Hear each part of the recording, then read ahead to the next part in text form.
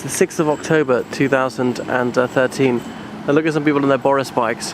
I better cycle around because I haven't cycled around at all this autumn in London, bizarrely. Quite into cycling. I'm going to Baku tomorrow and it's impractical cycle there. Well, I don't have a bike for starters, but also the drivers are so manic it'd be far too dangerous. This is Birdcage Walk leading up past Wellington Barracks towards Buckingham Palace. The other side of this house is Queen Anne Gate. And who was it? Lord Grey Fowler Doon lived there. He was Foreign Secretary at the time of the First World War. And anyway, look at the flower beds here. How they're still in bloom. It's astonishing for this time of year. What fabulous weather we've had. Look at that. An almost clear sky. What a gift for October. I had a slash in there, very useful. I normally do. Often come out from over there, St James's Park thingy station, tube station. And I was seeing a clip on YouTube the other day, Stephen Fry talking about that MP Ian Harvey, the Conservative MP in the 50s, was caught having gay sex with a guardsman in the park here. Well, it can scarcely be heterosex because the guardsmen were all male. Even now I'm pretty sure they're all male. They told what's-his-face, Churchill, about it the next morning. A gardener and a policeman had caught them. And Churchill was saying, it was very cold last night, wasn't it? And the person says, yes, Prime Minister. And Churchill says, makes you proud to be British.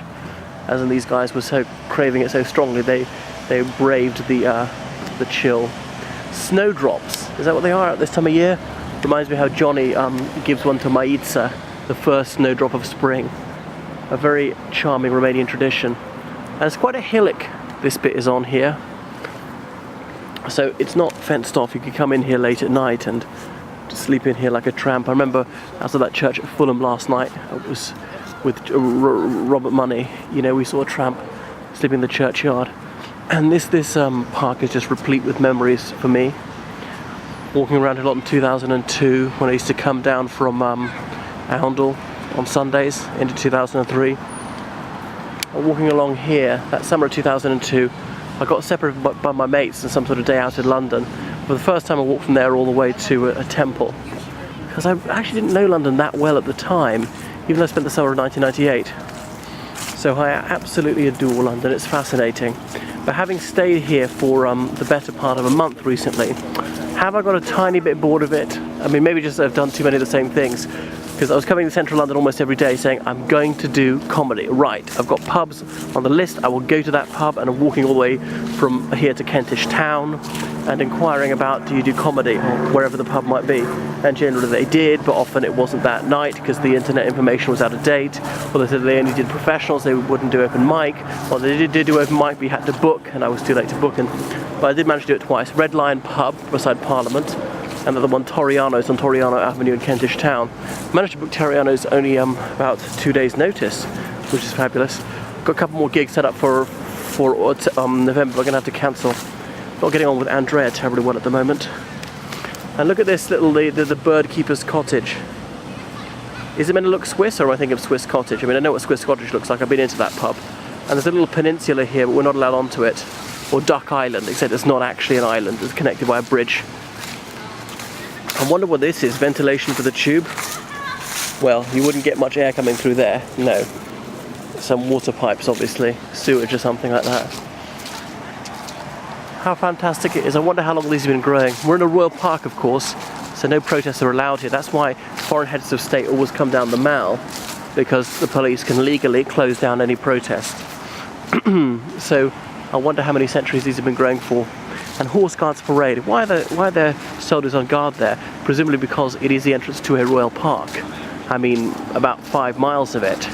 You just think back to the reign of Henry VIII when it really was a park, and it was outside London. And, you know, he would ride through here hunting. Fantastic. Now, I think it is, this one's the Foreign Office, and that one's the Treasury. Which one of these used to be the India Office, I'm not quite sure. Fantastic. Around about 2002, I was obsessed with the Edwardian period, with the British Empire's zenith, and then things started to all go wrong. Looking back at that time, I might have been a Labour supporter because, you know, the working class needed their condition improved. I have to recognise that even in the late 1940s, the Labour did a lot of good. 1960s, I'm not so sure. 70s, not really. I can't see anything else, apart from maybe the Race Relations Act that they did that was positive. So glad to be here. I shan't see it for 10 weeks. I've had a very good time because this September I was mulling over what to do. Would I go to Oktoberfest in Munich, not the pub in Fulham? Would I visit Ireland? Would I visit Israel, for example? But I thought, no, what I want to do more than anything else is get going in comedy. I've wanted to do it for 2.5 years, stand up, and I finally got a foot in the door. There's obviously a very long way to go. So I achieved something. It's a bit of on Facebook, a question to ask myself each night. What have I done today towards achieving my life ambitions? I'm not getting on very well with Andrea these days. We're batting insults back and forth across the internet. You know, she's trying to screw me out of more money. Perhaps I shan't talk about this and not let us see this, because I used to say frank things or film certain things because I thought my parents would get to see it, but you know, just not show it to my mum and dad.